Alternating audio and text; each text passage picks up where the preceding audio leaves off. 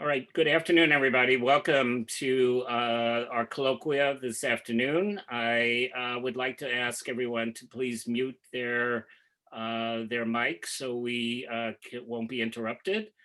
We won't interrupt our panelists in particular. Um, I am Dr. Eric Schockman, and I will be the moderator for this afternoon's forum. The forum is entitled Food Insecurity and Homelessness on College Campuses in the Midst of a Pandemic. If you excuse me 1 second, there's some more people coming on, and I'm the admitter and the moderator at the same time. Again, welcome everybody who is just joining us. I'd like to mention a few logistics and administrative matters before we get going. First, this will be recorded, and if you do not want to be in the recording, please take your video cam off, and please continue to join us. Also, feel free to post any questions in the chat box, which I will be monitoring, and we'll open it up for questions and responses after each panelist's presentation. After a brief 10 to 15 minute presentation by each of the panelists, we will have an open exchange between the panel and our audience. And please be respectful and do not talk over anyone or cut anyone off. Secondly, I would like to thank Woodbury University and the Center for Leadership, Equity, and Diversity, and in particular, Rachel Farnsworth, who I call the power behind the throne, who helped put this together. I'd also like to introduce my co-host and one of my former students, Dr. Sonia Sharifa, who will be saying a few words about our other co-sponsor, Pepperdine's Graduate School of Education and Psychology. Sonia? Thank you so much, Dr. Schockman, and thank you all for being here. It's such an honor and delight to see you here on a Saturday, so thank you for your time and your presence. Know that it is much appreciated. So on behalf of GSCP and the Scholarship Without Borders Project and the Center for Global Partnerships and Learning, we're so honored to have you. We are the one-stop support service for our faculty, our students, our staff, and our wonderful alumni community in regards to conferences, proposal development, research and teaching excellence, and anything that you might need relevant to your respective scholarship and research needs. We're here to support you in that endeavor. So if you have any ideas or would like to join us, please email me. We're more than happy to be of service to you. With that, I'm ready to throw it back to you, Dr. Schockman. Thank you, Sonia. So I'd also like to rigidify Sonia's welcome and thank you all for coming. So why are we doing this? Why is there a colloquia on this topic? And I want to frame the topic if I can, and sort of lead into a discussion before I turn it over to our distinguished panel. So as COVID-19 has realtered and upended all our lives and really sort of made a whole new reality for all of us, we believe, and I'm speaking, I hope, for my panelists as well, there has been a more silent, less visible, but very avoidable social pandemic of hunger and homelessness. And there's a continuum between that as I'm speaking about hunger and homelessness. And we see this raging on college campuses and universities around the country. So we have put a panel together to sort of think about deeply reactions to this new pandemic, hunger and homelessness on college campuses. And just to, again, frame this, we know from the at least pre-COVID data, the research has shown that probably 1 in 3 college students face food insecurity nationally, 1 in 3. And depending on which research findings one consults, there's something like 13 to 14% of college students are homeless and probably a larger portion and a larger percentage is defined as housing insecure. Before I introduce the panelists, I would, which really composite those from academe and the world of nonprofits and university and social sector. I'd like to share a personal story if I can. I'm sorry to indulge you with my personal stuff, but I hope to humanize it, what we're talking about. And so the story goes as such. Back in the 80s, and I'm talking about the 1980s, not the 1880s, when I was a graduate student, I was living in San Francisco and finishing my doctorate at the University of California. Along the way, I was paying tuition, I was paying my books, I was living in a sort of co-op with a lot of other students, and I couldn't eat. I just ran out of nourishment. My family, I couldn't go back to my family. It just was an embarrassment.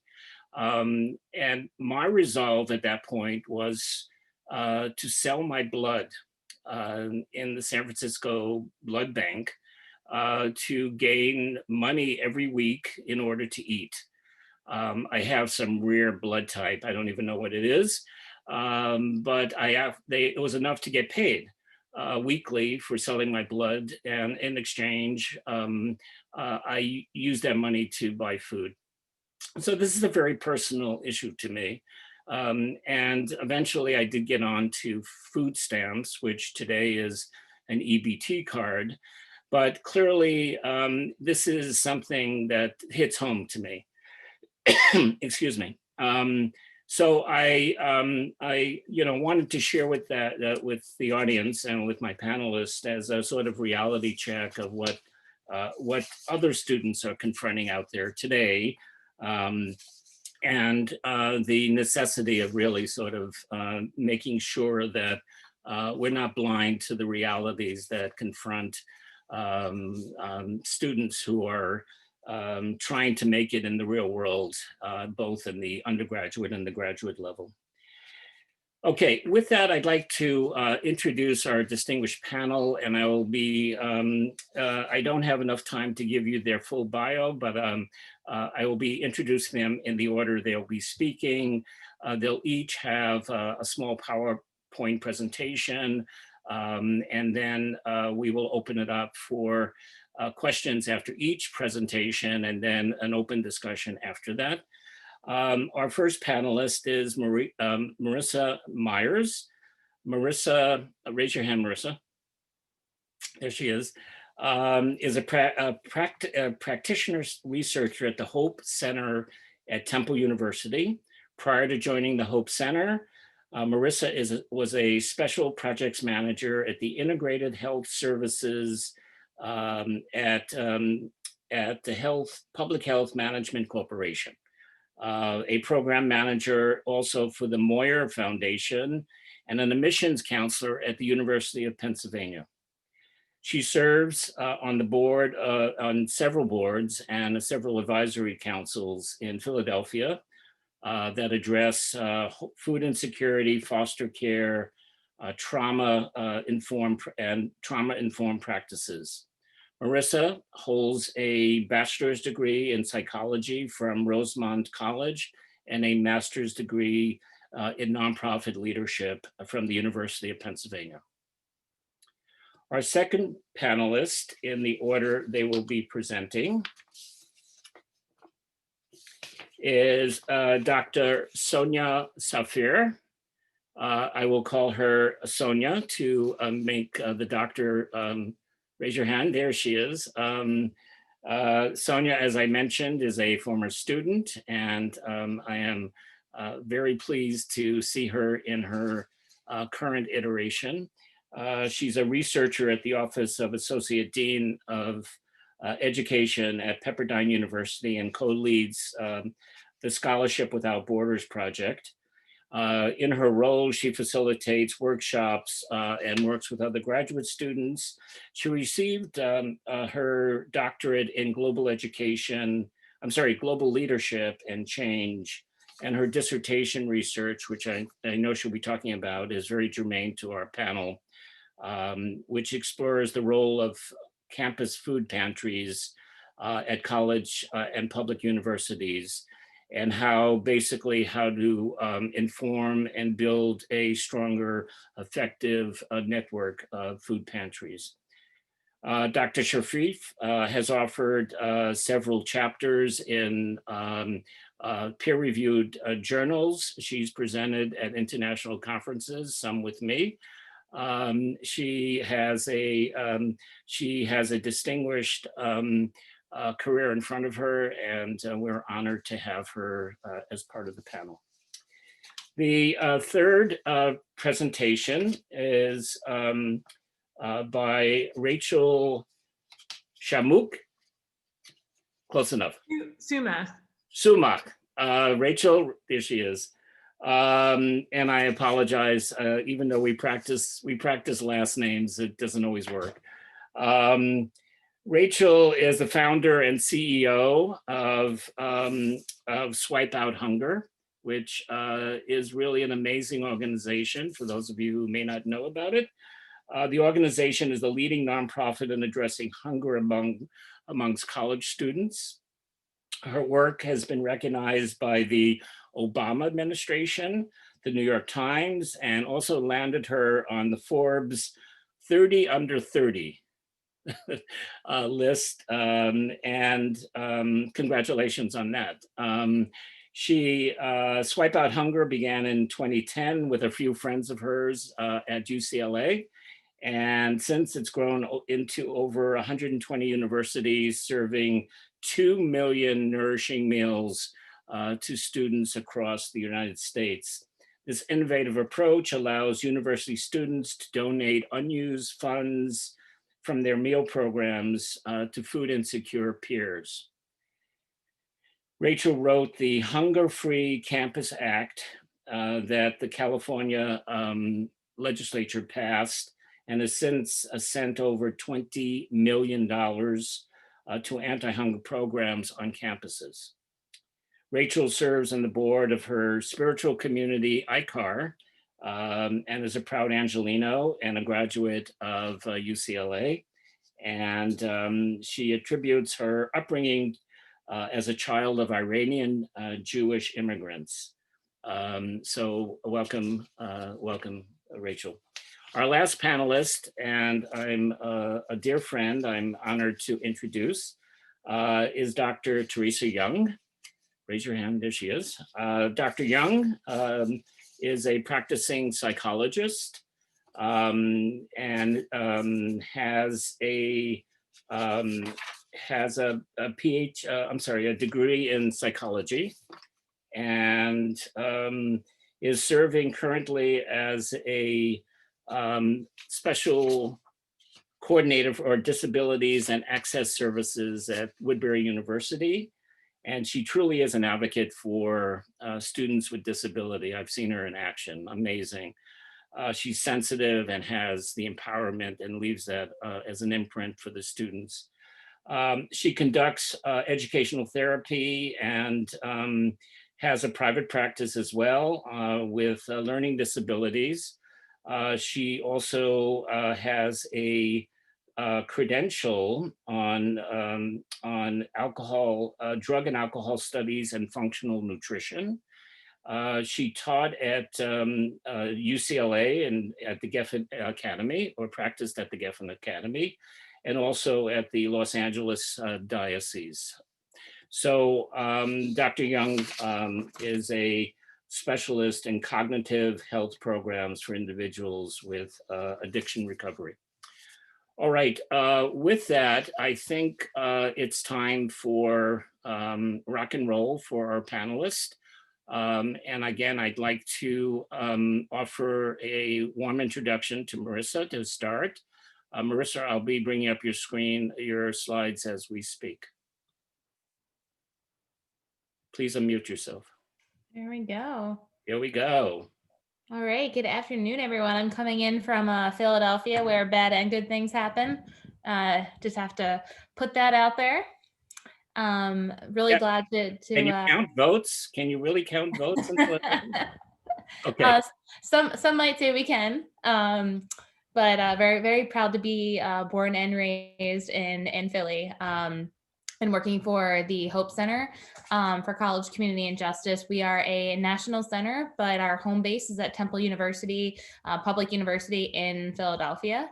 And there I'm a practitioner researcher, which basically changes by the day, but it means that I'm trying to help the Hope Center take the research that we're doing and put it into practice so that it makes sense and works for students, practitioners, folks out in the community, as well as professors and staff at colleges and universities. So really excited to be here today. And I have some information to share with you to kind of set the table for my presentation or for my piece.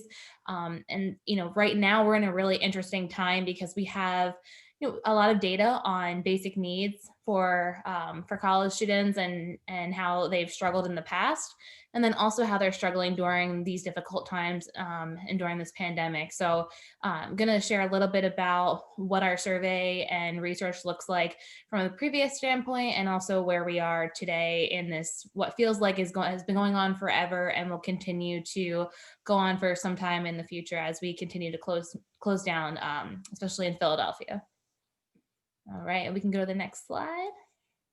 All right, so Dr. Chalkman, this slide actually has a number of different items. So if you want, you can just go through all of them. So they all appear on the PowerPoint slide for everyone. Yeah, there you go. You can see. Is this Yep. better? Yep. That works. When you press the space bar or you go after it, all of them start to appear. So you can do that. That works as well. But if you pull it up in the presentation screen, you just have to press the space bar to make more of the numbers come up, if that makes sense. Where's my presentation? It's like review slideshow. So if you go down to the bottom, after there's like a plus and minus button. Yep. So go to your left. It's the first little, yep, that one. All right. So if you press your space bar, let's start. There we go. Okay. All right. Is that good? Yep, that's great. Thank you. Okay. All right. So this is another thing that we have to deal with right now with this pandemic, is being able to learn to present virtually, which has its own challenges. So just to take a step back, the Hope Center has done a basic needs survey for college students over the last several years. These are some of the questions that we ask for the food insecurity question. So we use an 18-item question from the USDA asking students if they've experienced these things in the last 30 days. So I won't go through all of the questions, but these are how we assess if a student has experienced food insecurity. So sometimes people think of students or anyone being food insecure as just simply not having food, but it's also worrying and having that anxiety about where your next meal is coming from. Are you eating enough to supplement your appetite? Are you cutting down the size of your meals because you don't have enough, or you need to share that with a child or your family? Are you skipping meals? And also affording to eat balanced meals. So I know we'll talk about that a little more today, but that's really important to think about what our students are eating. It's not just a joke to say, well, we have the ramen diet, the ramen noodle diet. It's not funny. Even though we think of it as a joke, a freshman 15 eating ramen noodles, eating a lot of junk. A lot of times students are eating that because that's what they can afford. And, as delicious as ramen can taste in a lot of our opinions, it has a lot of sodium, and that leads us into a lot of other issues in terms of just the health and well-being of our students. So, and if you, Dr. Shockman, if you press the space bar, you should have a number of other items that appear. Awesome. There we go. So just go. There we go. There we go. Sorry. So if students if students answer questions, if they answer no to all of these questions, then they would be considered to have high food security. If students answer anywhere from 3 to 10 of those items, we would consider them to be food secure. So if they're answering these questions and they're saying, I worried about where my food is coming from, I couldn't afford to eat those balanced meals, I lost weight because I couldn't afford meals, they would be considered food insecure. So based on our survey and our data, when I'm saying food insecure, I'm talking about students that are answering a number of those questions with yes. All right, so we can go on the next slide.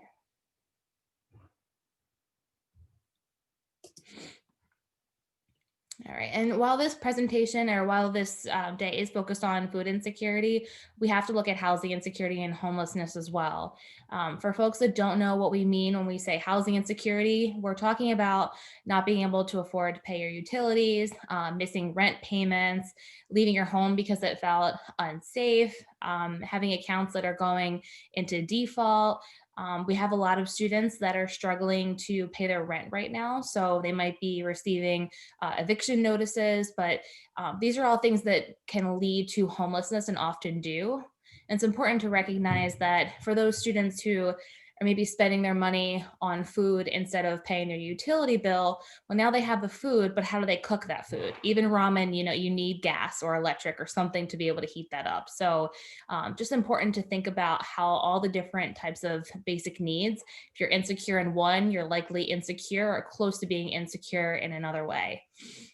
Same with, when you think about housing, we talk about couch surfing and sleeping on your friends' couches in a joking way, but that's what a lot of students are doing because they don't have anywhere else to go.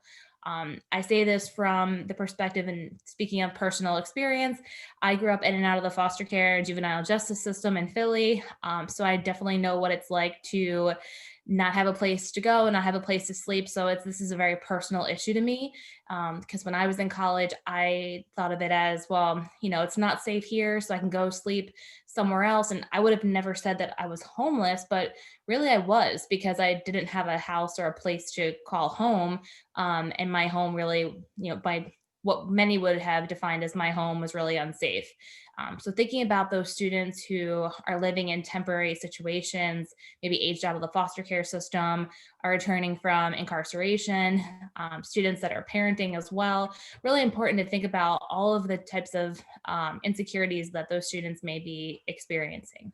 And for homelessness, on the right side, you'll see that if you answer any of those items, we would consider you to be under the category of experiencing homelessness. All right, and we can go to the next slide. So again, we've been doing the survey for a while. This year looks a lot different than it has previously. We're currently fielding the survey right now to a number of colleges and institutions across the country. We started off really small back in 2015, just surveying 10 community colleges. And as you can see, we stayed with community colleges, and then our founder, Dr. Sarah Goldrick-Reb, started to recognize that this just wasn't happening at community colleges, but she was also hearing from students at four-year institutions that they were also experiencing basic needs insecurity. Our survey has grown over the years. So we started out just looking at food insecurity. We grew to housing insecurity and homelessness, and then also looking at students and their experiences with mental health care, students who are parenting and coming from diverse situations, and looking at transportation costs. Are students able to get childcare in order to make it to their classes? But really trying to look at kind of the overall vision of how students are able to access their college degrees. And it's not just about, do you have a place to sleep and do you have meals to eat, but there's a lot that really goes into making sure that our students are taken care of. So now we've surveyed about 330,000 students at over 400 institutions. And we're talking public, private, 4-year, 2-year. What we do realize is that when it comes to basic needs insecurity, it happens everywhere. All right, we can go to the next slide. All right, so in terms of our data over the last several years, this is what we're seeing with food insecurity, housing insecurity, and homelessness. I'm going to break it down for our community colleges and 4-year institutions, because it's important to realize that oftentimes community colleges have less support services, but they're actually experiencing basic needs insecurity at higher rates than four-year institutions.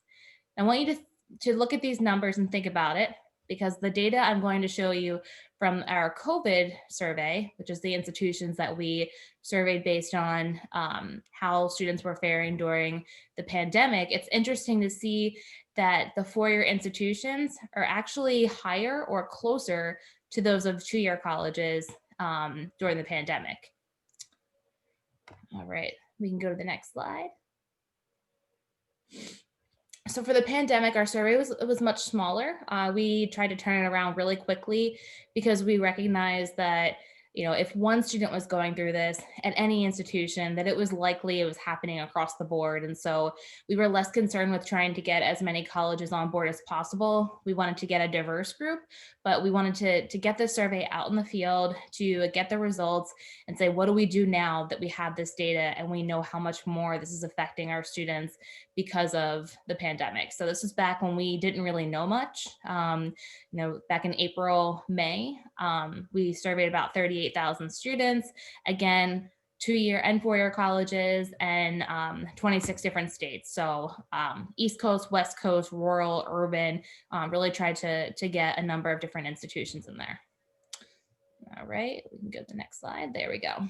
So this was the most interesting thing to us, or one of the most interesting things, is for the basic needs insecurity rates. For any basic needs insecurity, over half of students at both 4 and 2-year institutions were experiencing those insecurities. Those were really very on par with each other, which is interesting. And so we tried to think about, why might 4-year institutions be experiencing those at a similar rate to 2-year, when almost every year of our research, it's been higher for 2-year colleges. And what we came up with was that 4-year institutions, while they typically have on-campus housing and food pantries that are open, you know, basic needs hubs that are open, that there were more and more folks that weren't able to receive those services, or were maybe being told, it's Monday and now Friday, you got to leave, you got to get out because we, you know, have a COVID exposure, or, you know, because we need to shut down the campus. And so those securities that many students have, those 4-year institutions, were kind of null and void during the pandemic. And you'll see even down here for the homelessness numbers that 4-year is actually a little bit higher than 2-year. That has never shown up during our survey results.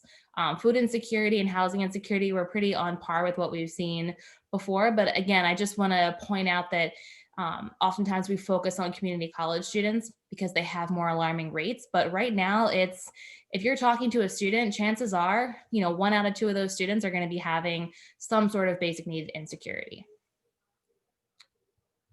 All right. And these are some quotes that we had from our survey. And we just wanted to, you know, it's always interesting and important, I think, to put out stories, because, you know, we have the data and we can say, this is what research says, and, you know, this is fact, this is what, you know, we are seeing, but then also to understand truly what's going on for folks that are out there experiencing basic needs insecurity and what they're going through. So you'll see this first quote about college being stressful, that a lot of these students were struggling beforehand, but the pandemic has really exacerbated those issues. So, you know, for example, without Wi-Fi, if you're at home and you don't have a Wi-Fi connection and your university or college is fully online, what are you supposed to do? The libraries are closing. I mean, I know in Philly, everything has recently shut down, actually, as of yesterday. No indoor dining, which everyone's really upset about. But the bigger issue is that libraries are closed and you can't go and just get Wi-Fi anywhere. You can't, all employees have to work from home unless they're unable to do so, and then they have to go into the office. But you can't just go into an office. You can't, if you have a work study job, you can't just go in and use Wi-Fi on your college campus. So it's really alarming for students that were already struggling, but now maybe can't even get on just to take their classes. So just wanted to let you look at these quotes for a minute, and then I am going to, I think I've taken enough of your time, shift it over. I believe Rachel is next up.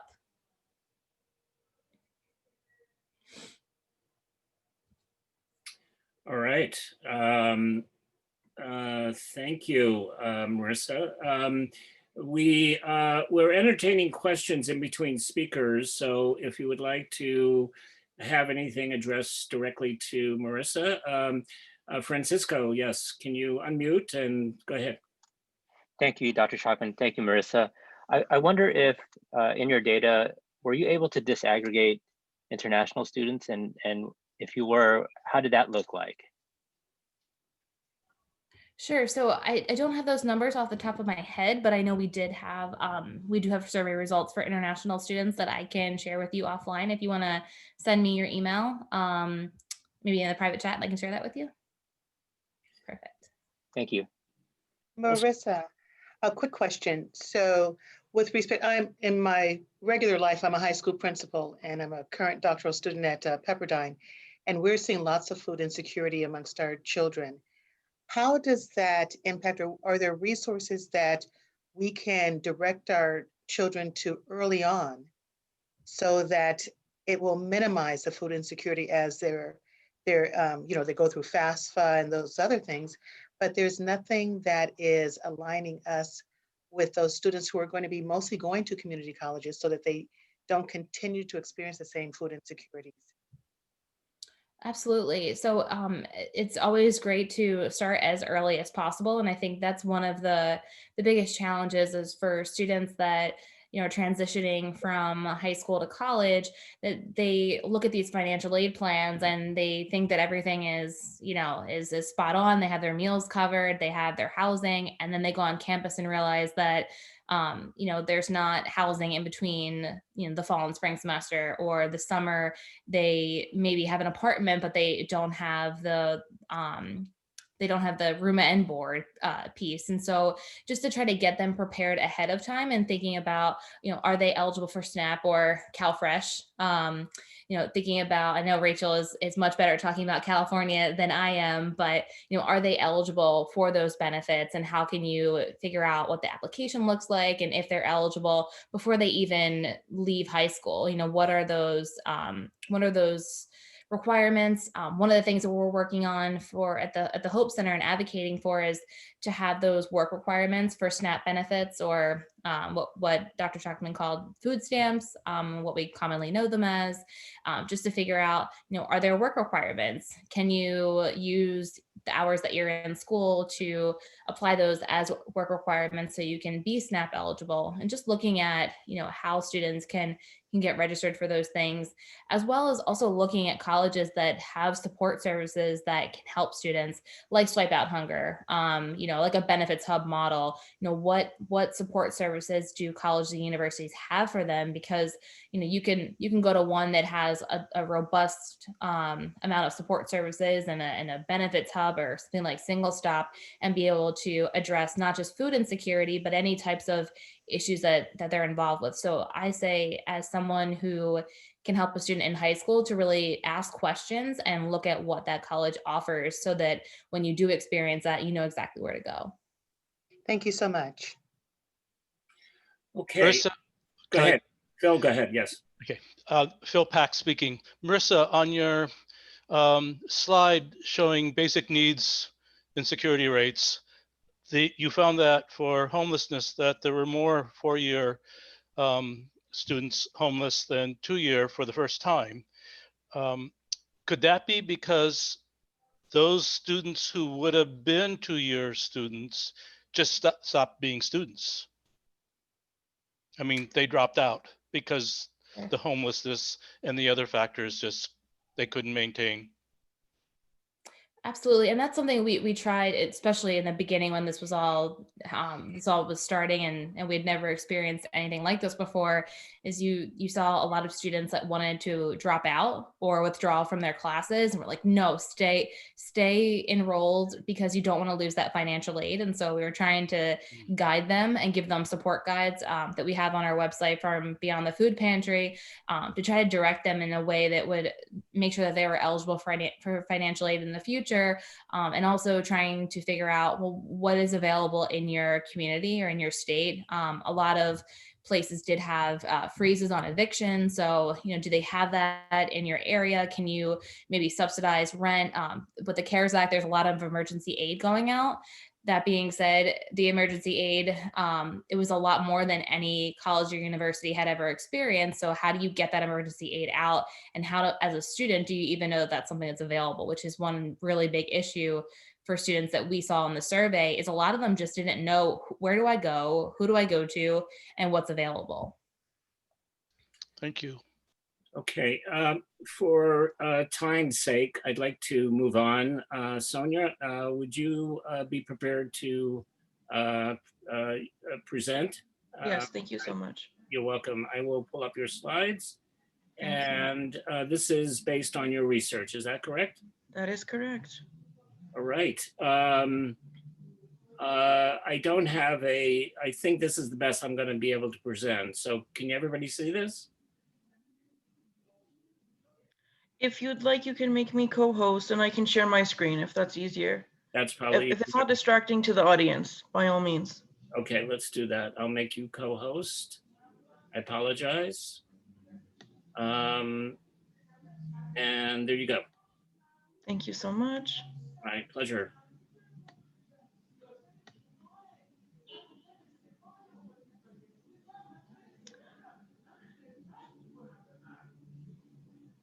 There we go. Is everybody able to view the slide? Thank you very much for the thumbs up. So thank you everybody so much again for taking the time from your weekend to share with us. We so value your time. My name is Sonia Sharifi. I have the pleasure of serving in the Associate Dean's Office at GSEP, and I'm also a graduate of the institution. Prior to that, I served as the editor-in-chief. I had the honor to serve about 2,000 students for our student magazine when I was an undergraduate. And in my second term of my sophomore year, our faculty advisor came up to me and said, Sonia, your writers, your photographers, and your graphic designers are sleeping in their cars, they're hungry, and they're tired. What are you going to do about it? And I was shocked.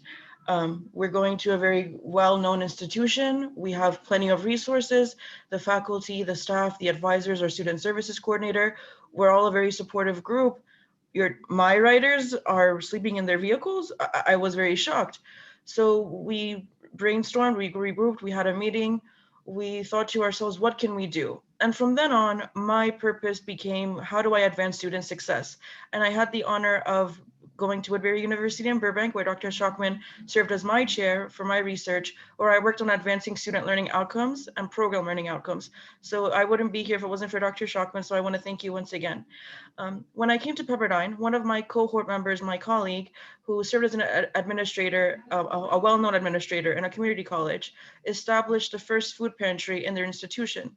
And then I saw that there was a big rise in the growth of campus food pantries. And I said to myself, well, why? I know that we have a food insecurity problem, but what is a Band-Aid, as my colleague Rachel Sumech says, what does a Band-Aid solution like a campus food pantry do? But I realized that there's more to the story. And so last year when I was working on my dissertation, I distributed a survey to 100 associate deans, assistant deans, campus food pantry managers, supervisors, and student service coordinators who oversee a student union, a grant, or who are part of the CU-FBA Food Bank Alliance Network, and they manage a food pantry with their students. And 90% of the survey respondents who wrote back to me indicated that they're having discussions about food insecurity and homelessness on campus, and they know a student who has skipped meals, who doesn't know where their next meal is going to come from, has stopped by the office at 10 p.m. late hours into the night and said, I'm hungry, can you help me out? And they've also encountered several issues of skipping class, taking a leave of absence, and changing majors to go to a more cost-effective program than the one that their dream was. While there's no official process currently to addressing food insecurity on the campus, even though we're living in a post-pandemic environment, administrators around the world and in the United States in specific have indicated that if a student is proactive, they will definitely help and be supportive and get the resources that the student needs. However, to be proactive is a quite ambiguous term. Does it mean that I should be informed of what services are available for me? Do I need to speak with a case manager in advance? If I am an international student, what kind of resources are available to me that's not going to impair my work-study visa? Can I work at the food pantry? Do I qualify? What kind of aid aid is available to me. So what does being proactive mean from a student perspective as well as an educational leadership perspective?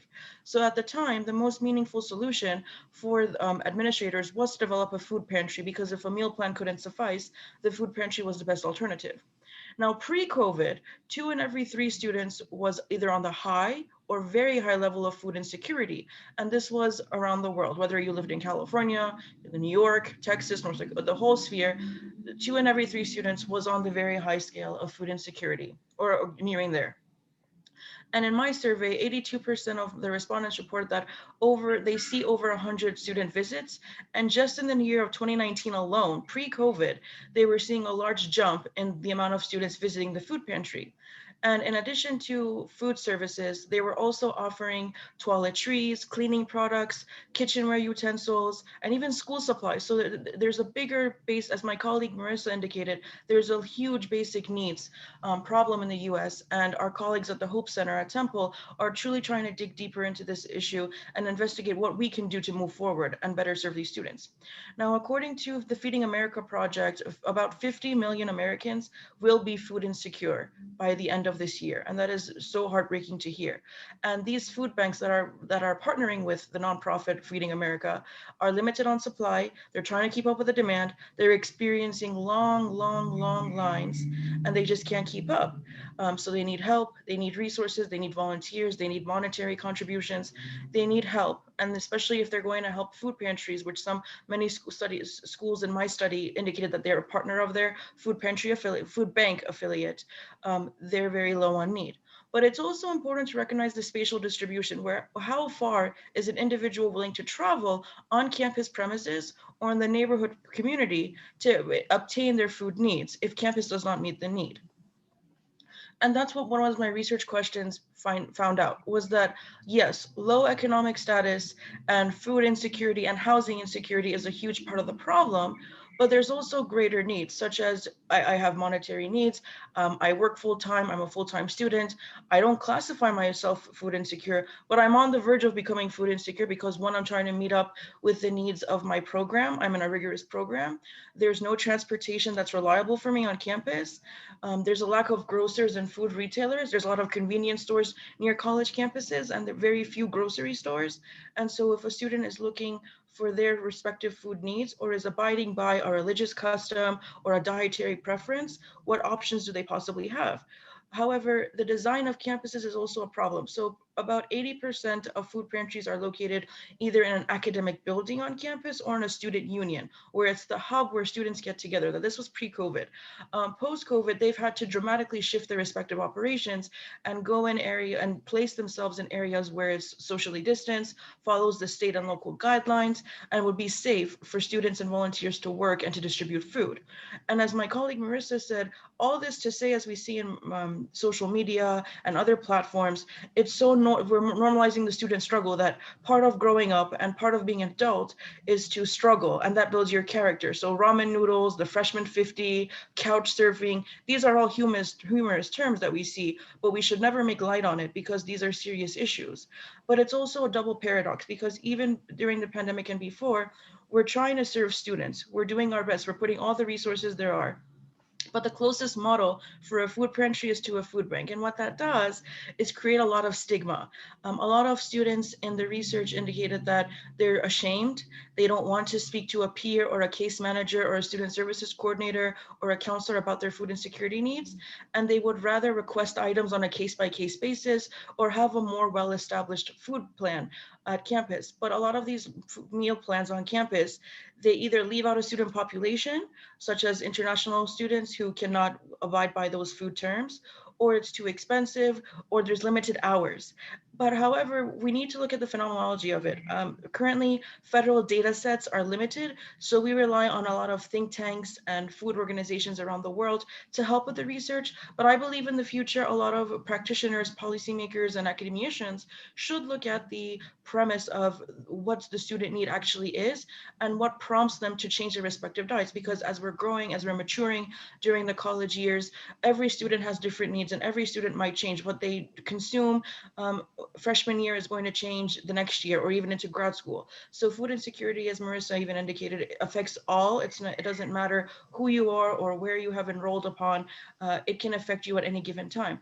And it's important to emphasize that because recurring disparities in our public health system and in our college and university campuses can lead to campus food pantries and even food banks in the community that are either partially or entirely devoid of food products that are nutritious and relevant in food context, lacking macronutrients, lacking micronutrients. And going off of what Marissa was saying about sodium, a lot of these foods also release a lot of dopamine. So it makes you want that food more. So these students are having prepackaged foods, foods with a lot of antibiotics and not good foods to consume. So they're getting even more hungry. So what does the food pantry really do on the greater scope of things when you're just giving processed foods to students who are going to be even more hungry, and it's going to affect their long-term academic success and performance? What I then did was I looked at the Manhattan block distance. Now, this is a measure used by several scholars around the world, where you can take one corner of an establishment and compare it to another, such as a food retailer, to identify what is accessible for food affordability. And the median distance to the nearest grocery store that has a variety of options per se in the US would be about 3.6 miles driving distance. And if you live in a food desert, which 20% of the public university, and I studied public universities in food deserts, which would be a place that lacks healthy food or lacks any kind of normal meal plans or normal meal services, would be more than 5.5 miles driving distance. So again, if a student is well off but just doesn't have vehicle access, or they can't park on campus, or a friend or a family member just doesn't have the means to drive them from here and there, what kind of transportation do you need? It's a lose-lose situation. So the campus can't help you, and then your own community cannot help or invest in you. And then in food desert communities in the US, there's only one food bank who is serving the entire county, and that can be in the thousands to the millions of people who are serviced.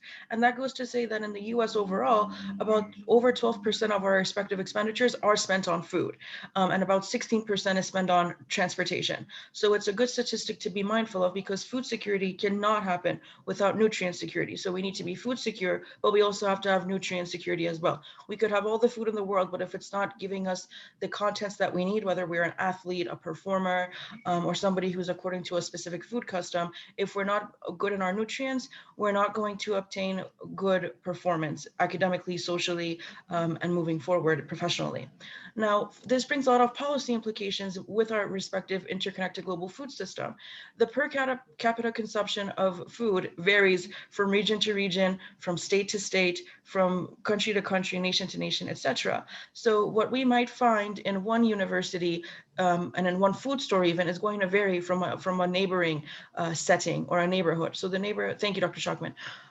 So that goes to say, even if every neighborhood was to follow their guidelines on what is the recommended food intake, that would change the entire food system. If we all had X amount of apples and oranges and X amount of vegetables and X amount of macronutrient content, eventually that would disrupt the entire food system. However, because of the advances in technology in the food system, we are looking at dietary patterns that are making agriculture more efficient. And even the land-grant colleges and universities in the US are looking at ways to mechanize their farming initiatives. So there is hope.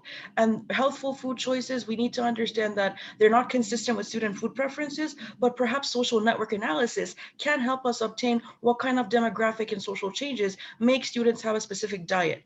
And consumers are continually making their decisions about what's available, what's accessible, what's affordable. And so understanding the population and health disparities is going to be crucial to all organizations around the world. And what happens when religious and secular relationships shift the demographic? So right now, interfaith food banks there's only about 10% of food banks that have a specific religious constituency, and that is changing for the past 5 years. We've seen the growth where students and individual community members are now going to their places of worship to get food because, again, the food banks don't service their cultural needs. And then in my survey, what I found so interesting was that the administrators told me, you know what, Sonia, we want to give kosher food, we want to give Jain food, we want to give halal food, we want to obtain every single respective preference that an airplane or a huge social event would, but we cannot, because we're a public university and our constituents wouldn't allow for it, because we would have to have a food service provider that has that food, and it just wouldn't cut their profit margin. And that was staggering. So I think perhaps private institutions could have more of a bandwidth to look at this problem on a global lens, but for public institutional purposes, we need to think of what kind of partnerships we want to have in the future to service and advance student success. Thank you so much for your time. I look forward to your questions. Thank you, Sonia. That's, wow, you did so much in a short time. So we'd like to thank you. Can you unshare your screen, please? Sure. We can all come back together. There was a question in the chat box. Maybe you can take it. What can we do to help students in our communities or create food pantries where we can provide food for students, especially during this time? I want to see how I can help, if that means cooking food for students or delivering nutritious meals and whatnot. Do you want to take that, Sonia? Sure. Thank you so much, Asia. There are many resources that you can be involved with. And at the end of the session, we're happy to contact you with a series of resources dedicated to food security operations. And so you can get involved. You can work at a food pantry, you can work at a food bank. They're looking for volunteers, they're looking for people who are willing to donate their time. And so go local and then go global. Look at what your community needs. Are there any city council meetings? I know in Los Angeles in particular, where I live in downtown, there has been a lot of city council meetings about food insecurity. So go to participate in those meetings virtually, speak to your local library. They have a lot of programs too. It's always good to go local and then see what you can do. With respect to cooking, you have to follow I see that you said, if that means cooking food, that's great. Keep in mind that with social distancing and all the guidelines that are now set forth by our elected officials, it's going to be hard to distribute food to a person who is not a member of your household or is not somebody who you're in close contact with. So I would say donate your time, but not your supplies and your talented cooking skills. But perhaps in the future, you could think of ways. There are also many universities who now have contactless delivery, and they actually have robots who are delivering to the dorms or to the nearest apartments on campus. So there is a lot of technology that is taking place.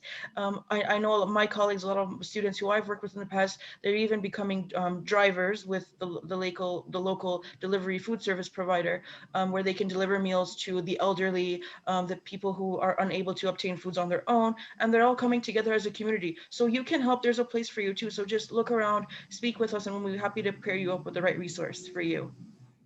Okay, there's more chat coming in, but I think I'd like to, given the time constraints, I've also given Rachel her own co-hosting privileges. So Rachel will catch up with the questions after your presentation, so please take it away. Sounds good. Thank you so much. I'm going to share a few slides with you all, but we'll keep it to the point. So, hello, as mentioned, let's start on this slide. My name is Rachel Sumac, and I'm the founder and CEO of Swipe Out Hunger, which is a national nonprofit that my friend Brian and I, you can see us in that picture on the left in 2010, started at UCLA and has now grown onto 125 universities across 39 states. We love memes, so we had to play up on this one. If you're wondering if we're millennials, the answer is yes. And our mission on that first day was in response to actually having so many extra meal swipes on our meal plans left over. I'm sure some of you know that when you're in university, you're required to buy a meal plan. And students, get maybe between 10 or 15 or 20 meal swipes a week. You pay for them upfront, and if you don't use them, they expire. They go completely to waste. So what we decided to do was convince UCLA to let us donate them to our friends who are hungry. Obviously, they were not super excited about that. This is money that they anticipate keeping every year. It's built into their books. But there's something about being an 18-year-old who's committed to making something happen that makes no not really mean anything, right? So we kept showing up from after months of lobbying. We eventually got UCLA on board. And originally we were going in the dining hall, buying food and handing it out to people. And now it was an electronic system. Students can just donate and other people can access those meals. And then much to probably Dr. Shockman's joy, USC reached out to us, our friends on campus there said, how did you get your school to do this? How do we do this? And then we taught them. and then our friends at UC Santa Barbara, and then our friends at UC San Diego.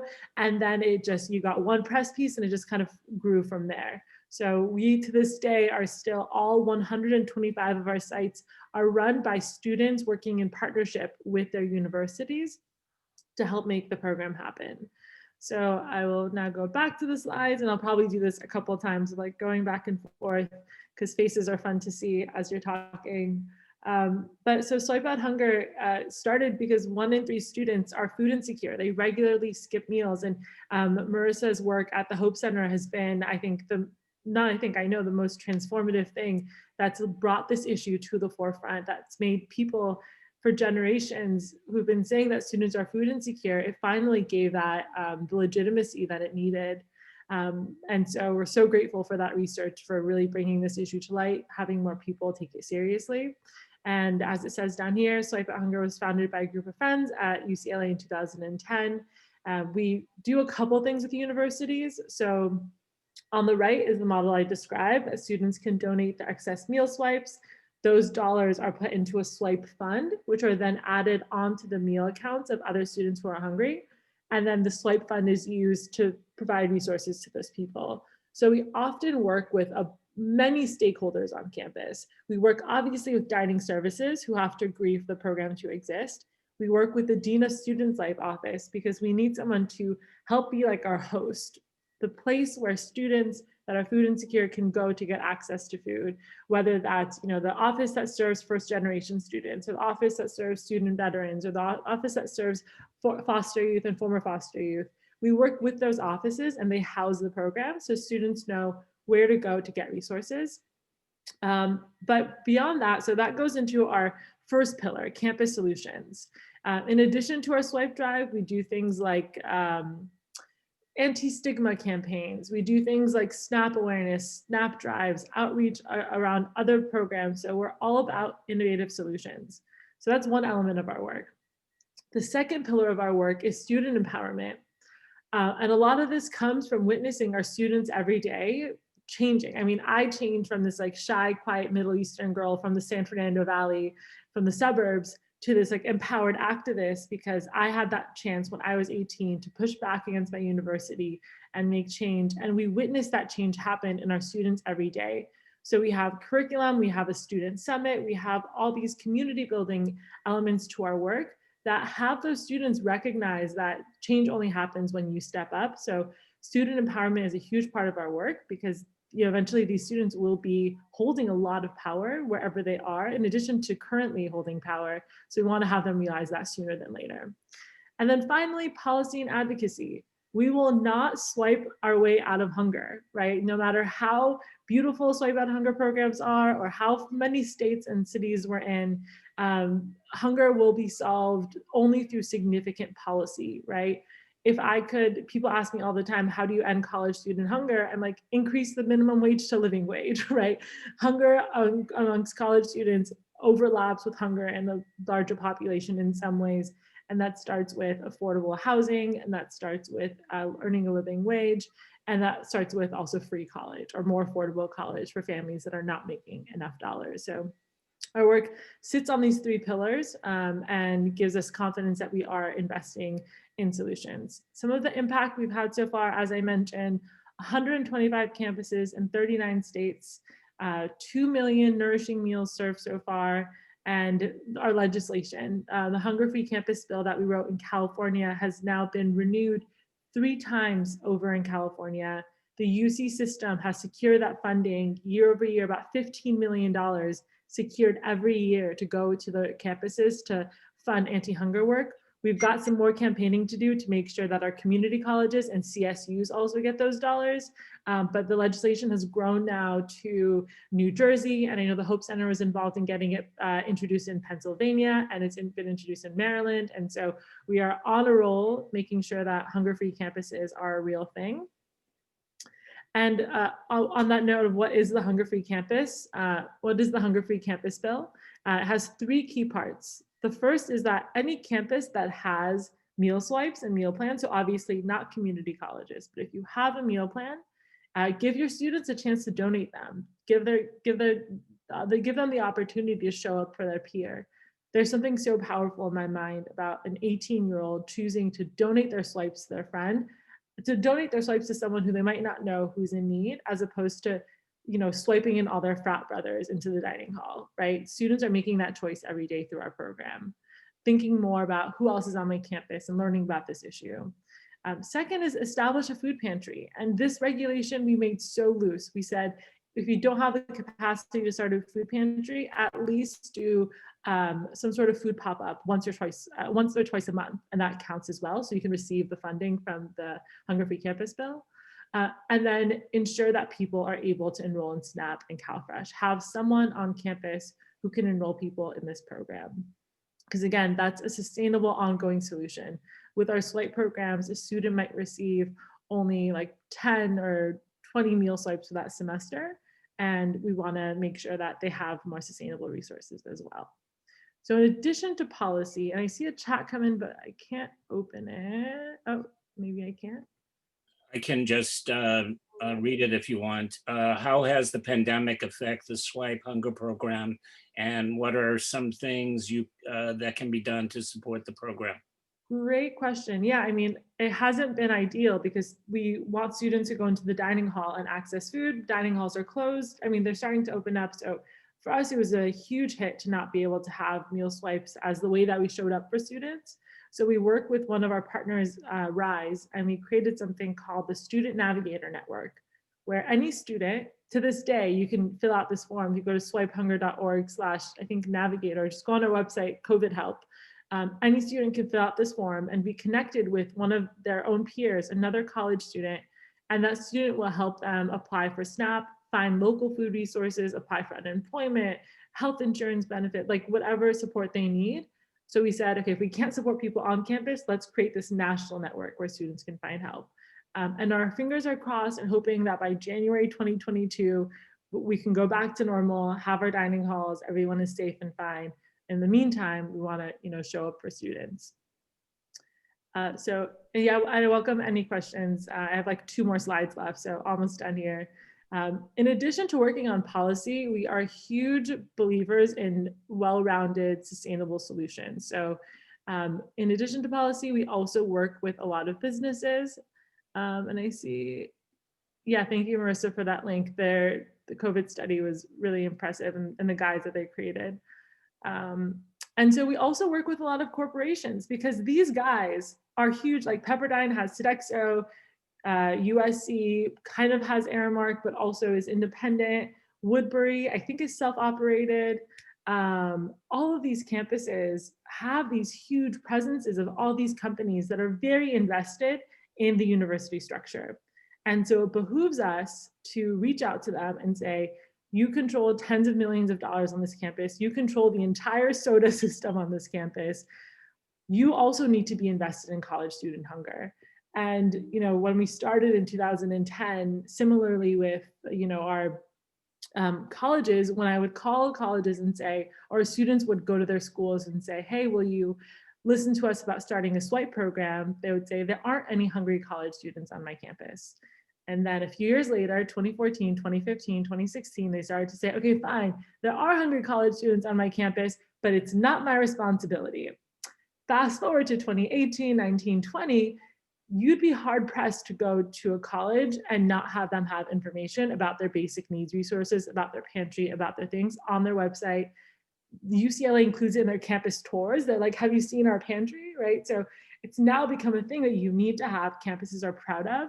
And we want to make sure that these businesses are also feeling that pressure. And I will tell you that they are, right? Swipe on Hunger has partnerships with Aramark and Sodexo, which are 2 of the largest food service companies, and many other partners in the higher ed space. And I know that we have a couple educators on the call, or probably more than a couple educators on the call. And there was a question earlier around, how do we support our students and make sure that they get the resources that they need, especially thinking about from high school to college. And I always, very quick to remind people that we've been, let me stop my share, that from kindergarten through 12th grade, our students have been getting free breakfast and lunch every day, right? Like, who wants to guess how many American children get free breakfast and lunch every day? Throw out a number, throw it in the chat or unmute.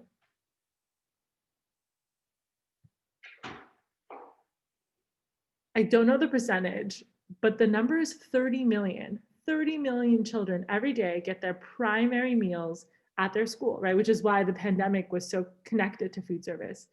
And so what do we think happens when that student goes from being in their high school or elementary school to now being in college, the same student, probably with more financial burden than before, and suddenly we think their hunger goes away. So I know one of the pieces of legislation that the Hope Center and Marissa's team have really been championing, as has Swipe Out Hunger, is this notion that we could potentially extend the free breakfast and lunch program to our community colleges, right? Like, let's start there. What other resources can we send so that campuses have resources? So yes, I am not a researcher. I am not an academic, but I think I balance out the focus of today's talk with sharing kind of what's happening on campus today.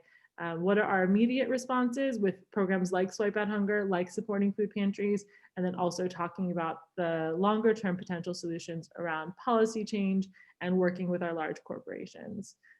And with that, I will pass it over to Teresa or Dr. Shockman. Thank you. Thank you. Thank you, Rachel. Amazing work. Marissa, amazing work. Sonia, amazing research. And lastly, on our presentation, we have Dr. Young. So take it away.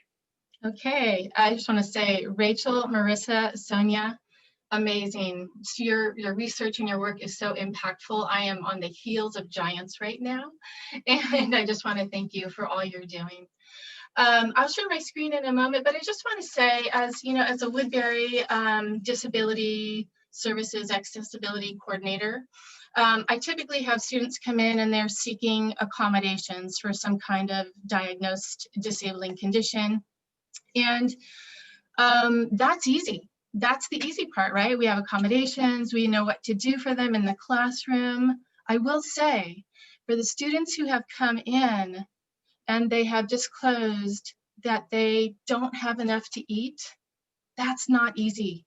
And I have found myself time and again wondering why I can't do more for this, or why we can't do more for this. So this is very meaningful for me as well. So thank you so much. Okay, I'm going to share my screen.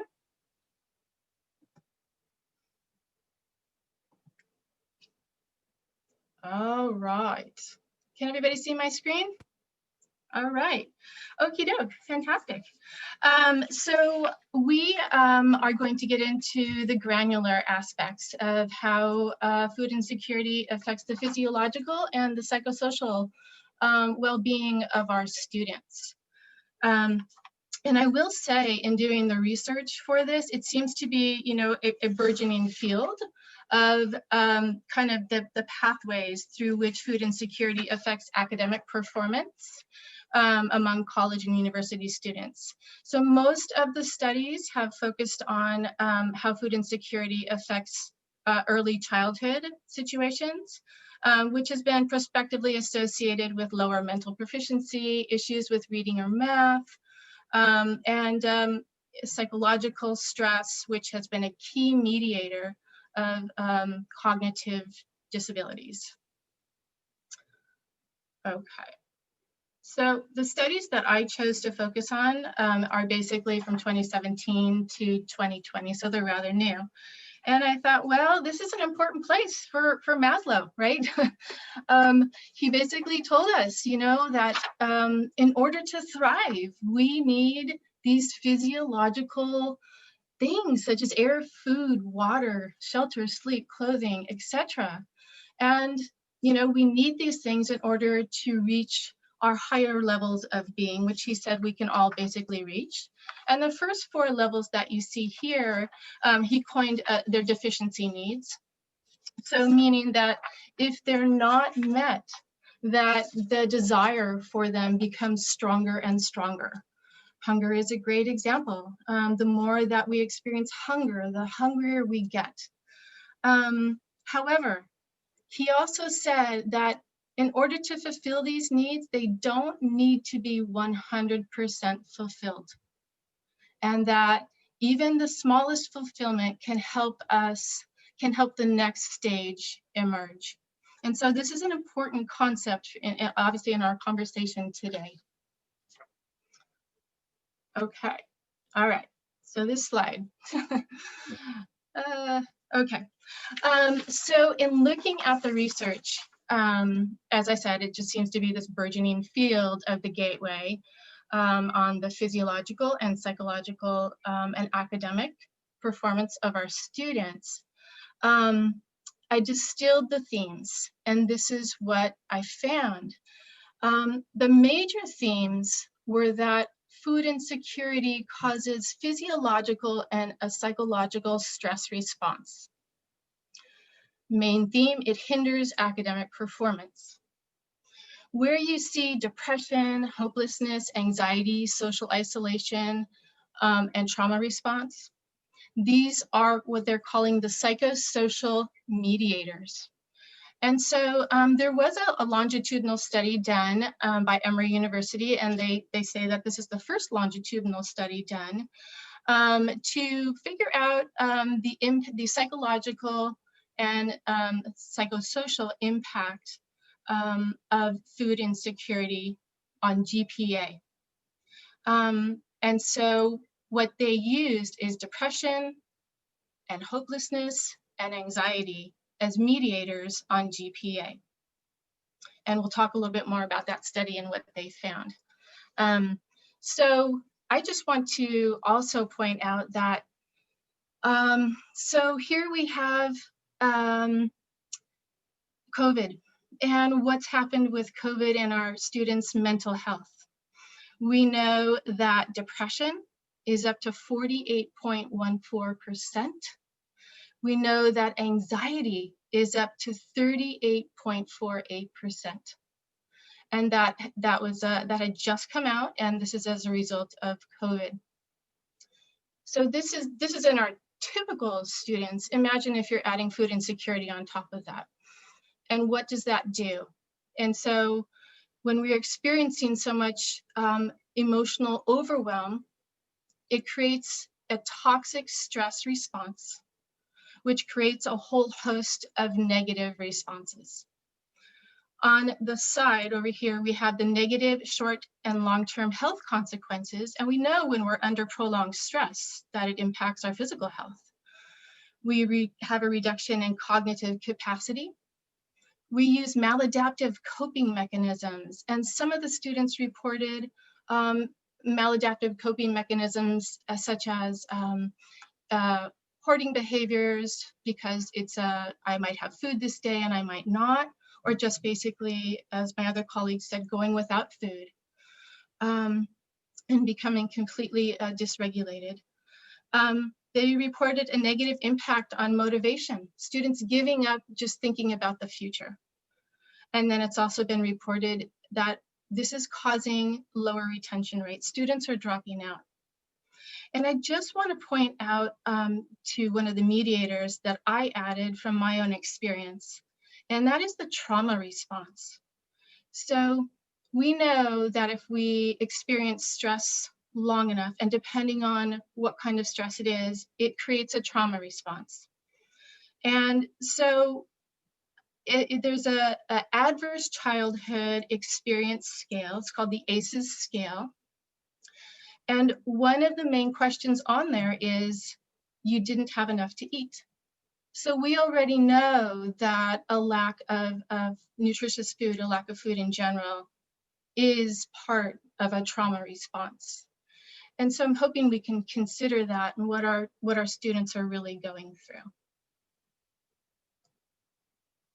Okay, so with our physiological effects,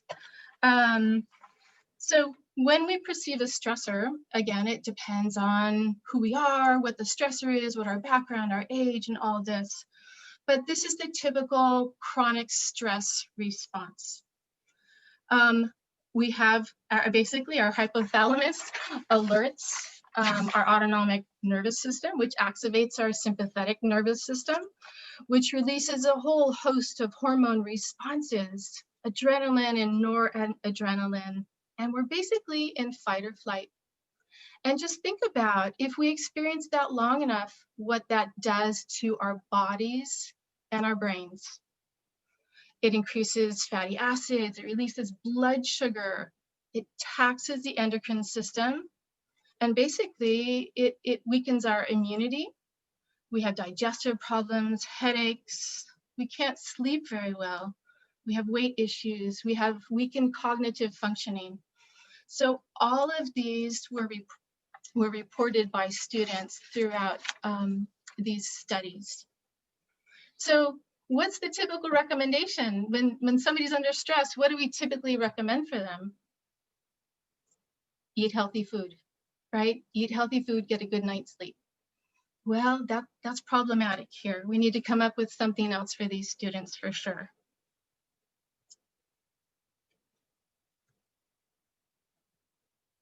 Okay, so I thought we could dig into the cognitive effects of poor nutrition.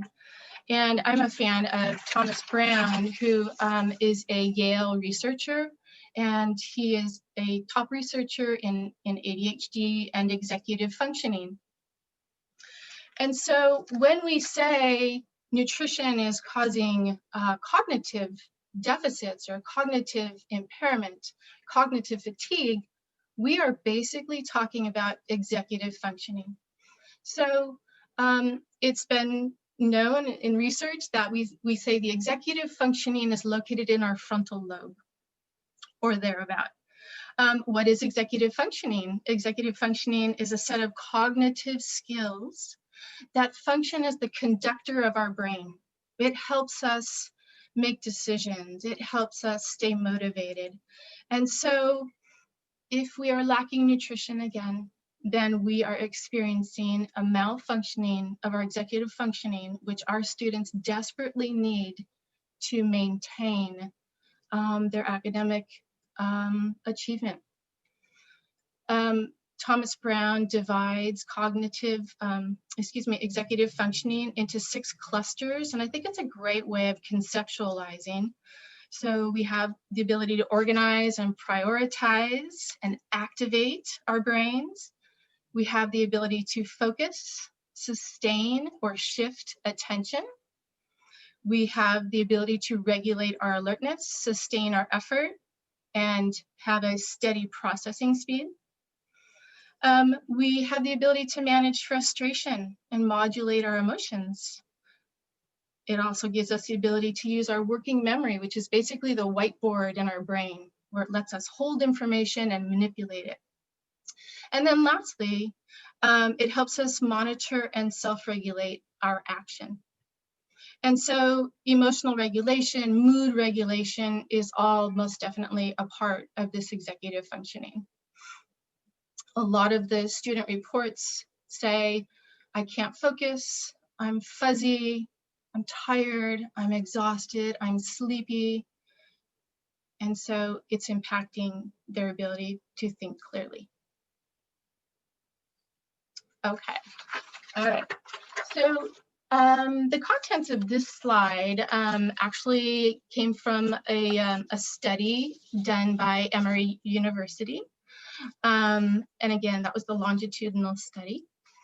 And what they found is that food security status has indirect effects on a student's GPA. However, it has direct effects on a student's psychosocial health, as defined by high levels of depression, high levels of anxiety, and high levels of hopelessness, which then goes back to, again, the GPA. And so you can see that depression is intimately linked with hopelessness. That's one of the scales that they use, the hopelessness scale. Depression is intimately linked with anxiety. You say that anxiety is the underbelly of depression. And so all of these definitely affect how our students are faring in the classroom. The indirect effects came out to be 73%. Okay, so it was pretty substantial.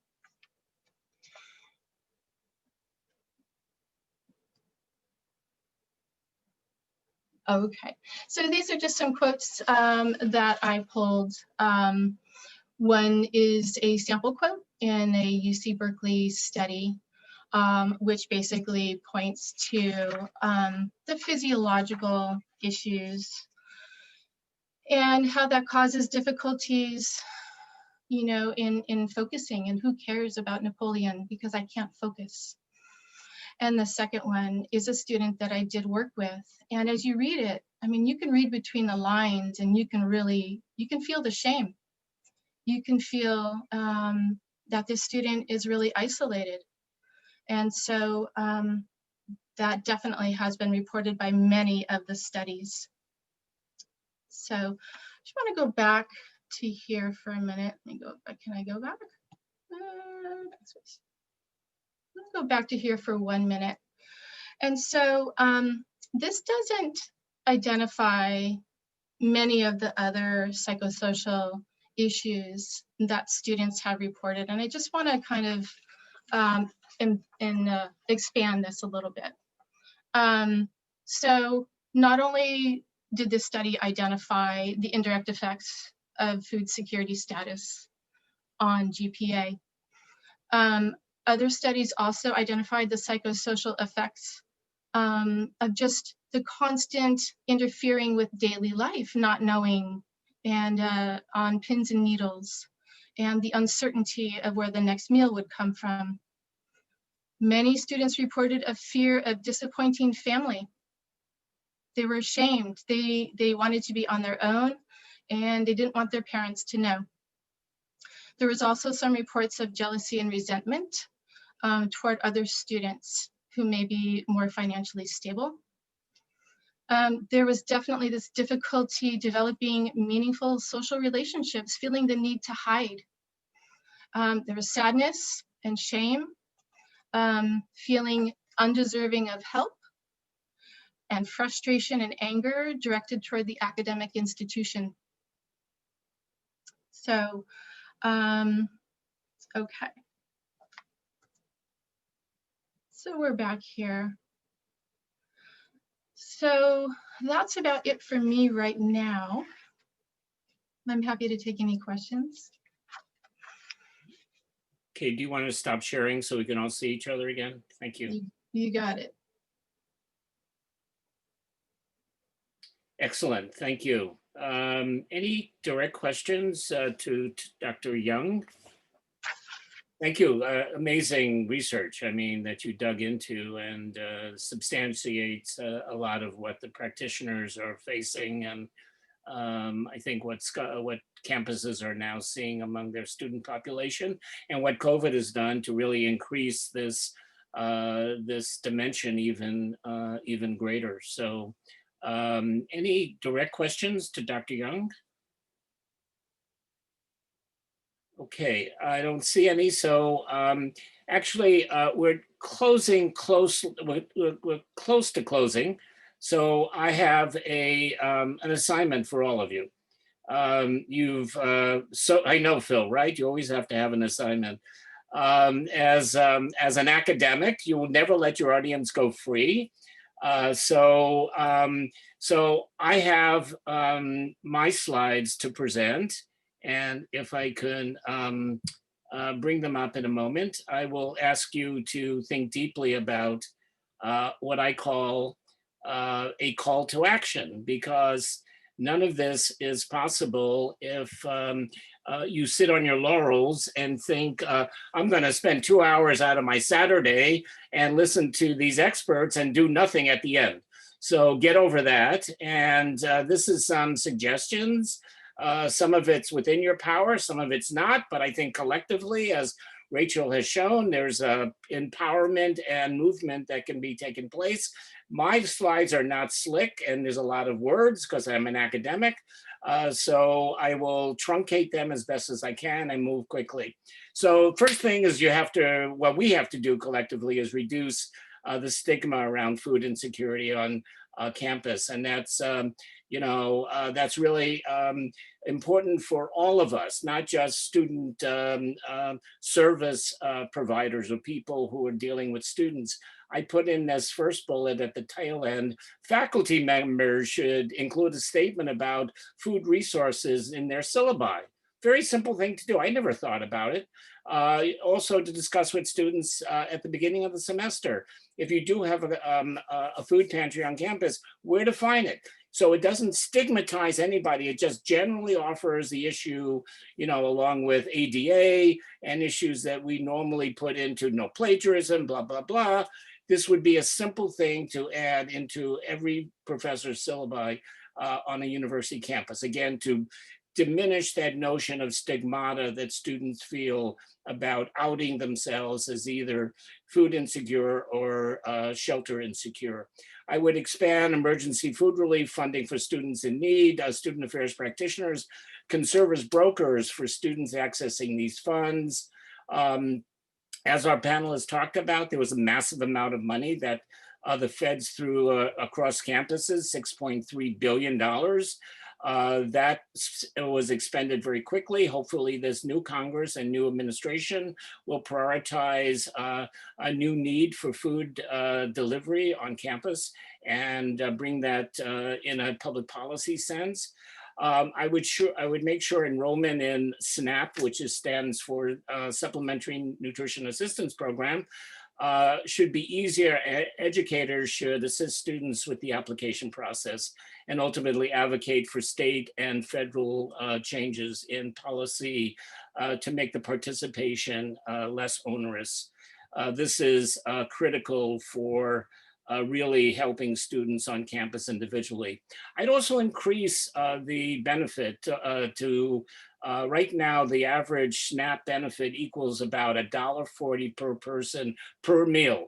Do you realize that's about two cappuccinos at Starbucks?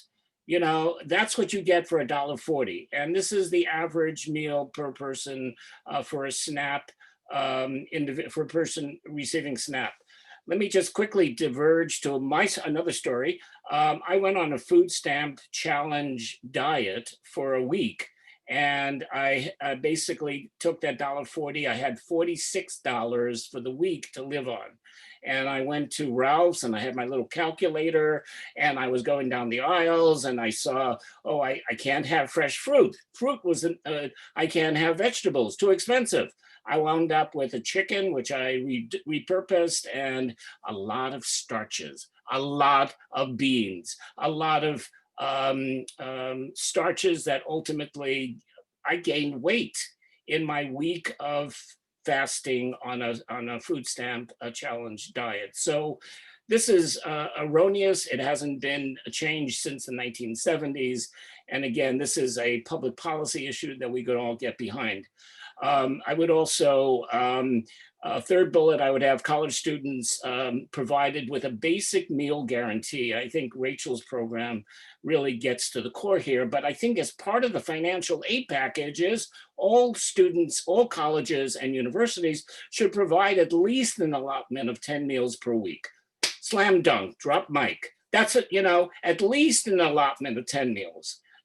That's a beginning. Aim your financial aid package. Enough is enough. We know, some of you may use it, some of you won't, but it won't stigmatize those who do need the actual benefits of getting meals out of their financial aid package.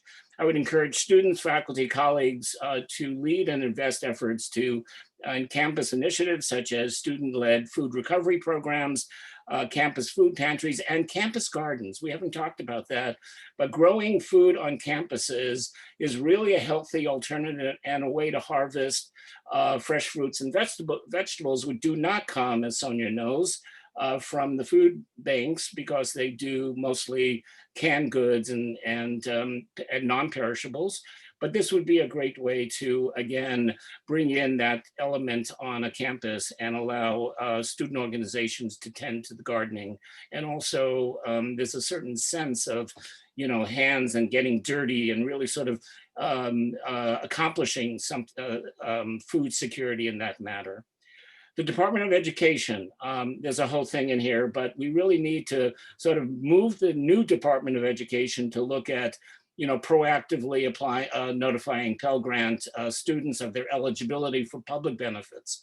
Right now, the Department of Education is a lackluster entity, and it could be doing a lot more in this issue of food insecurity.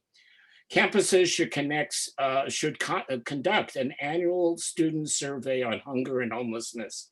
End of story. An annual survey. It goes out annually. You have tracking. It could feed into the Hope Center and what others are doing nationally, but we don't do it. And I think everyone sort of points the finger. It goes to someplace else, student affairs, academic affairs. Nobody knows what to do. Just do it. Design a staff member who would be responsible for assisting students with SNAP enrollment. So the staff member would be know exactly how to negotiate all the difficulties in just applying for public benefits. Required reading. I just listed 2 recent books that as an academic, I have to give you book assignments. But also I would coordinate a national surveillance with not only the Department of Education, but this is a multi-tier issue that agencies like USDA, United States Department of Agriculture, the Center for Disease Control and Prevention, as well as federal, state, tribal, local governments and post-secondary institutions, they need to cooperate, not act in silo formation when you're dealing with food insecurity. And lastly, my colleagues didn't prompt me to put this in, but I'm asking you to donate to Swipe Out Hunger and the Hope Center at Temple University. End of story. So we will open it up for any questions that anybody may have. I just didn't want to lose the opportunity to allow us to get away untethered with a assignment. You can pick and choose whatever you do out of that smorgasbord, but do something. Don't sit on your laurels. This is a major question. This is a question of your peers who are suffering and they need us. And this is an opportunity to actually do something that really has a humanitarian, altruistic benefit for your immediate peers. So I rest my case. I want to thank our participants, but I want to open it up. We have about another half an hour or so. Let's open it up. Natasha, I know you're burning because you always are burning with questions. I'm going to pick on you. Unmic yourself and open it up. Sure. Thank you so much. What a fantastic colloquium. Thank you so much for organizing this and putting this together. Teresa, I was so curious in your in the introduction of your bio and your focus on addiction medicine and recovery. And I was just wondering if you might talk a little bit about links in kind of food and addiction and how there might be tie-ins there as well. I was so curious about your background, and I guess I was just craving more around those particular links. Thank you for asking, Natasha. Yeah, so when an individual is in addiction recovery, good nutrition is essential. The amino acids and good quality food will help them remain in recovery, will help them heal their brain. We need that nutrition to heal our cognition. What was interesting also in the research is that some of the students actually, none of them said they were in any kind of addiction. There was no alcohol, there were no drugs, but they did say that they were struggling with eating disorders. And eating disorders because of the ups and downs of actually having food. And again, that went back to the maladaptive coping, is not knowing if the food will be there tomorrow or the next day. And so it was like a binge and a starve, which completely dysregulated their physiology and their emotions or mental health. Yes, did that answer your question? Interesting. Yeah, thank you. Thank you so much. Yeah, thank you. Yeah, Francisco. Dr. Shockman, always back to policy. I love your ideas. Thank you so much. I'm curious about if there could be a policy around equity, right? We talk about hunger and how hunger affects all people, but I don't think it affects all people equally. So I wonder, for example, in some of the things that you guys are doing, great work, right? I wonder if equity is a piece. I'll let one of my colleagues take that. Rachel, do you wanna? Yeah, and I know that the Hope Center, I don't know if Marissa, you want to jump in with any of the stats of the discrepancies between. You're absolutely right that students of color face food insecurity at higher rates, and then if you add other intersecting identities such as queerness or any other like oppressed group, as we say, it definitely increases. For us, one of the reasons why we keep our program so student-led is because our students know which one of their friends are hungry. The students that typically participate in our program are typically students of color, students who are very proximate to this issue. And so it organically kind of focuses on making sure that students who need help, who typically might not read all the emails or get access to mainstream information, get the information. But yeah, equity is a huge part of this conversation. And I think that's why, again, having students at the table make sure that as the administrators who are planning, who might not have equity as a lens, are encouraged to have that as how they prioritize resources and marketing. Marissa? Sure. So, and Rachel hit it spot on. There is a huge racial disparity, and I do have slides. If this was a little bit of a longer presentation, I do have slides that shows the discrepancy both in our Real College Basic Needs Survey, pre-pandemic and during the pandemic. Some of the groups that we also see is that experience basic needs insecurity more often, and one that a lot of people don't think about is parenting students. So we call it parenting students and not student parents. So that might be the term you're more familiar with, but thinking about students who are struggling to find childcare and not just, feed themselves, but also feed one, two, multiple children, dependents, their families, and find housing that makes sense for them and for their child. There's also a lot of stipulations that go into seeking benefits like emergency aid or food stamps or SNAP benefits, CalFresh, whatever you want to call it. But is your child younger than 12 or older than 12? Are you providing more or less than half of the support for financial support for your dependent? Are you claiming them as a dependent? It gets really, really tricky when you're thinking about those students. So just important to also know that you may not really see or understand if your students are parenting or if they're taking care of other members of their family.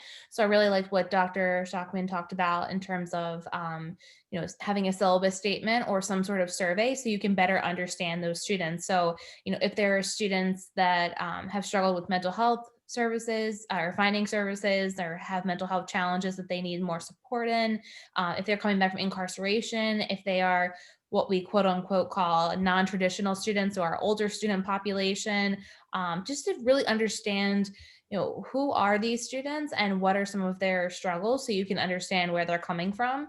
But yeah, I think to point out that there's a racial disparity, but there's also this idea that students who maybe are in middle class or are not what we call like the poor students, that they're not struggling, but it's actually happening among all classes.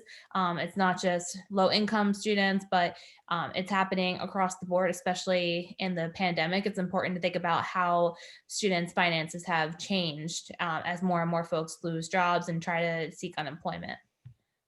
Thank you. Thank you. Other questions, other points, comments, thoughts? Francisco, while people are still churning, I just want to add to your equity point.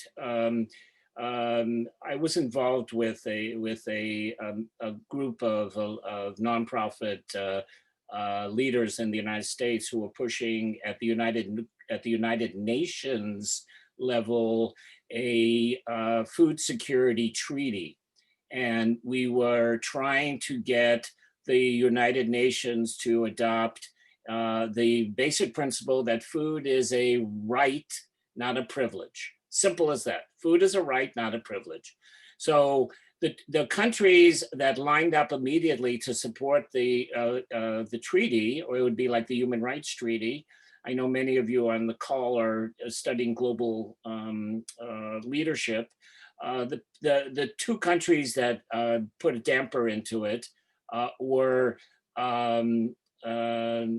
North Korea immediately and the United States.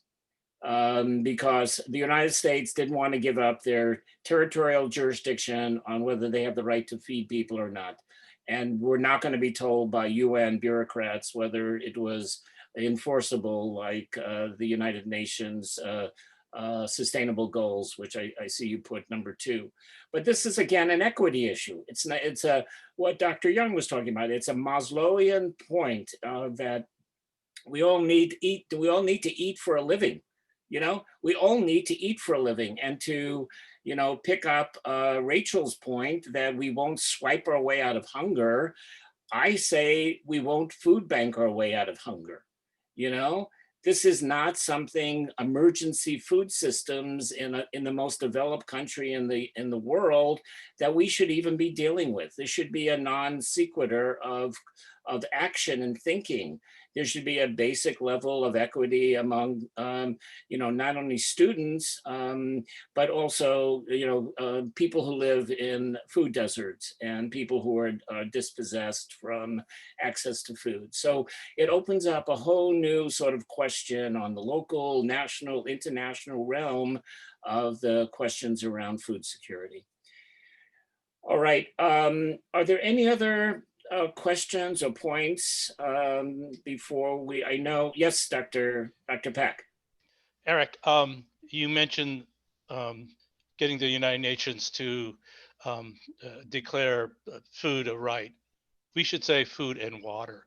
There's lots of places in the world where people do not have easy access to water.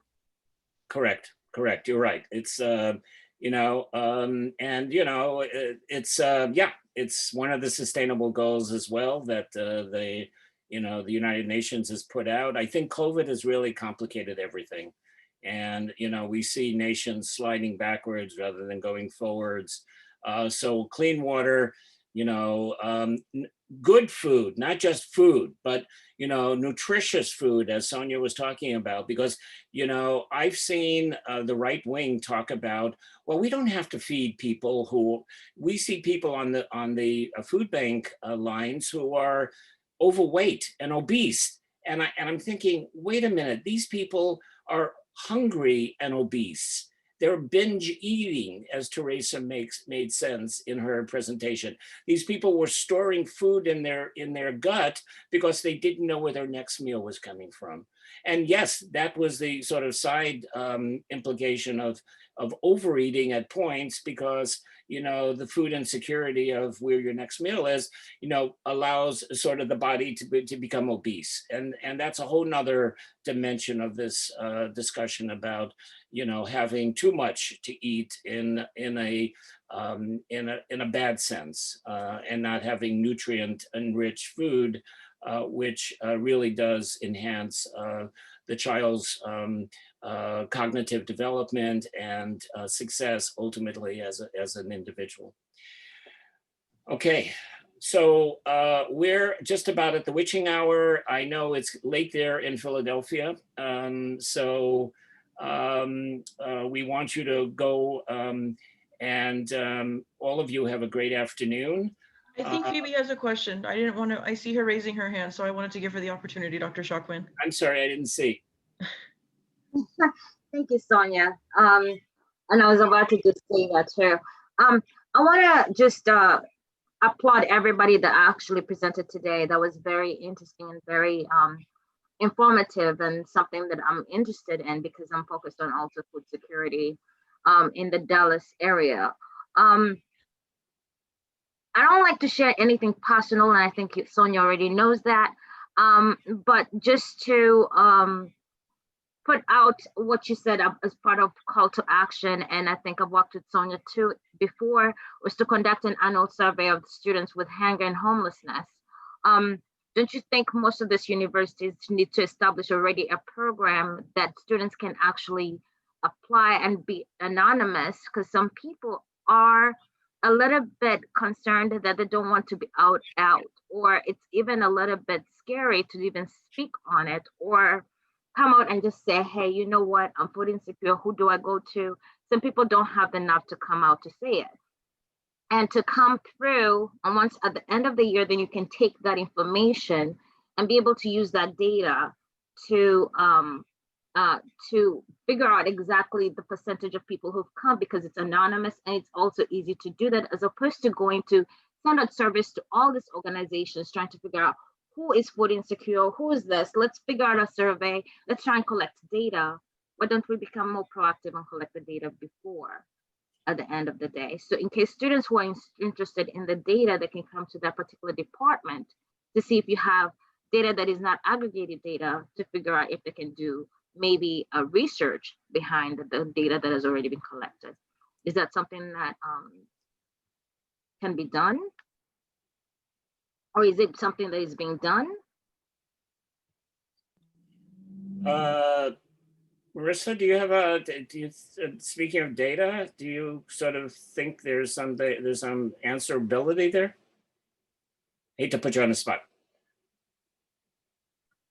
Yeah, I'm sorry, can you repeat that again? So I think there was a gentleman that came over and asked also about international students. Do you have a number of international students that come forward asking about food insecurity or not food insecure? Reason is because some people will be scared to come forward to say, hey, I'm food insecure, because maybe it might affect their status in the country, or it might affect the way they're being looked at. So is there a way that students who are a little bit more not forward, but they can actually do that anonymously, maybe over the net? Is there a program where you're able to collect that data? Yeah, that's a great question. I wanted to make sure I was understanding that correctly. I don't know of any program that is like that. I mean, one thing we do ask is that you don't ask students to, tell their story over and over again, or don't ask them to, go to one place and say, hey, I'm food insecure, I need a food voucher, and then to have to go to the almost like the next booth and say, now I need help with housing. By the way, I don't have mental health services. So we do try to ensure that students don't need to tell their story over and over again. But in terms of anonymously, I mean, we have surveys and things like that we send out, but that wouldn't be able to connect a student to a support service. So like when you answer our survey at different colleges and universities, they're not providing you with support. It's really just as, just to get that data to understand what the picture looks like at your college or university. I don't know how that would work, but that is a great suggestion if we could figure out a way to make that work. Yeah, I appreciate the question as well. And I think, again, when we look at these surveys, we want them to be anonymous because we're only collecting the relevant data to make informed decisions by administrators in serving our student populations. And that includes our international students, who are probably as befuddled as anybody how to negotiate a system, and they're not eligible for SNAP or any of the public benefits that we offer. So it's a double whammy when you're here as an international student studying in the United States. Let me end by saying this was recorded, and Sonia will I'll send her the recording to post on GSEP, standing for the Graduate School of Psychology and Education, or Education and Psychology. And Woodbury will also post a recording on our college site. So if anybody wants to go back and look at any of the slides or resources or any of the discussion, it'll be there and up in video space land. I'd like to thank you for giving up a few hours of your Saturday. I know this was a lot of material to synthesize. I cannot thank my colleagues enough who really sort of stepped to the plate. There's so much amazing work going on. So many, I hate to use the phraseology, so many points of light happening in this space, in this sphere. Not enough. I would just say not enough. And it shouldn't be coming just from goodwill people. It should be coming from our government, and it should be coming from ultimately a government that cares about its people and takes care of its people. And as a political scientist, I'd like to remind you, we will look over the shoulder of our administrators and our public officials and say, what are you doing for our college students who are homeless and hungry? And how are you going to solve this problem? But it's your voices that will make a difference in really getting to them to prioritize it. Thank you, thank you, thank you. Have a great Thanksgiving. Yay, Thanksgiving's coming, whatever that means today. Be safe, socially distance, do what you're supposed to do, and don't travel, but do enjoy your Thanksgiving, folks. Thank you so much. Bye, all. Bye-bye. Thank you. Thank you. Bye. Thank you.